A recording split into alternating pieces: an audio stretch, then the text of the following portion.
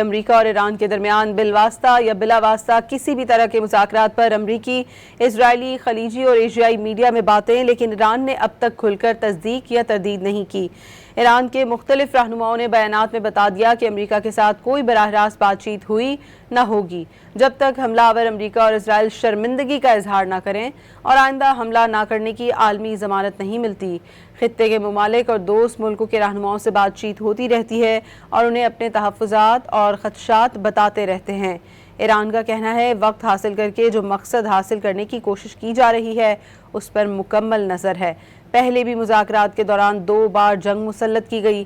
امریکہ پر اعتبار نہیں کیا جا سکتا۔ جنگ بندی وقتی نہیں مستقل ہونی چاہیے۔ خاتم الانبیاء بریگیڈیئر جنرل عبدالحی نے کہا کہ امریکہ کو جنگ میں جھونکنے والا ٹرمپ فوجی میدان میں ناکام ہو گیا۔ جارحیت پسند امریکہ اب جنگ سے نکلنے اور فرار کا راستہ تلاش کر رہا ہے۔ جنگی دلدل سے نکلنے کے لیے ٹرمپ اب کچھ ملکوں سے مدد مانگ رہا ہے۔ اسپیکر ایرانی پارلیمنٹ محمد باقر غالباف نے واضح کیا کہ بحران ختم کرنے کے لیے امریکہ اور اسرائیل کو جارحیت پر شرمندہ ہونا پڑے گا۔ ٹرمپ کا پیچھے ہٹنا ان کی ناکامی اور اسرائیل کو اندھیرے سے بچانا ہے۔